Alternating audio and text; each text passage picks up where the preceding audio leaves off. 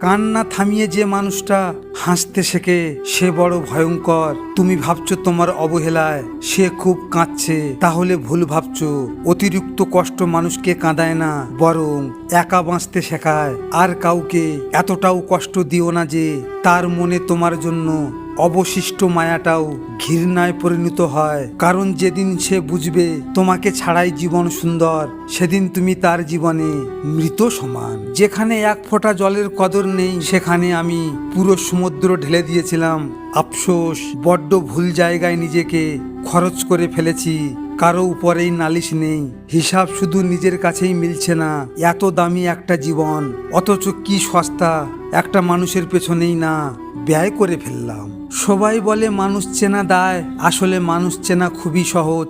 শুধু তার স্বার্থে একটু আঘাত করে দেখুন, ভেতরের আসল রূপটা ঠিক তখনই বেরিয়ে আসবে। মোমবাতির কদর থাকে ঠিক ততক্ষণ যতক্ষণ অন্ধকার থাকে। প্রয়োজন ফুরিয়ে গেলে মানুষও আপনাকে ঠিক মোমবাতির মতো নিভিয়ে এক পাশে সরিয়ে রেখে দিবে। পৃথিবীর সব থেকে বড় অপরাধ হলো অতিরিক্ত কাউকে ভালোবাসা। এই অপরাধের শাস্তি কোনো আদালত দেয় না। আপনার সব থেকে প্রিয় মানুষটাই প্রতিদিন আপনাকে একটু একটু করে ভাঙবে, প্রতিদিন নিঃশ্বাসে নিঃশ্বাসে কষ্ট ঢুকিয়ে দিবে। এমন এক যন্ত্রণা যেখানে কান্না আসে কিন্তু চোখ ভিজে না। শরীরটা বেঁচে থাকলেও আত্মাটা প্রতিদিন একটু একটু করে শেষ হয়ে যায়। আমার না পাওয়া মহারানী, আজ নতুন শহরের রানী। ছলনা করলে তুমি আর কষ্ট পেলাম আমি। তবে প্রেমিক না হতে পারলেও নষ্ট জগতের রাজা হয়েছি আমি। বলেছিলাম না একদিন আমার প্রতি থাকা তোমার সরল মায়া কেটে যাবে। একদিন তুমিও আমাকে অবহেলা করবে, দেখলে মিলল তো আমার কথা। যে অন্যকে কাঁদায় সেও একদিন কাঁদে।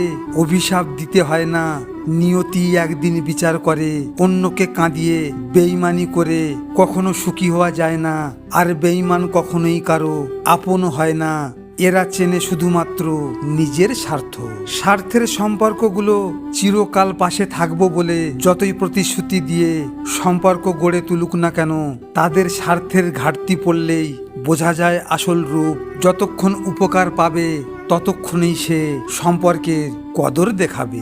লজিক মোটিভেশন থেকে আমি গোপাল। যদি আপনাদের সাথে এমন ঘটনা ঘটে থাকে তাহলে মন খারাপ করে বসে থেকো না। মনে রেখো, সময়ের সাথে সাথে সব কিছু বদলে যায়। ভিডিওটি শেয়ার করো তোমার প্রিয় মানুষের সাথে, অথবা যে তোমার ভালোবাসাকে অবহেলা করেছে তার সাথে। হয়তো তুমি এই কথাগুলো তার সামনে বলতে পারবে না, তাই এই ভিডিওটির মাধ্যমে তুমি তোমার মনের কথাগুলো তাকে জানিয়ে দাও। সব শেষে তোমরা ভালো থেকো, নিজের খেয়াল রেখো। ধন্যবাদ।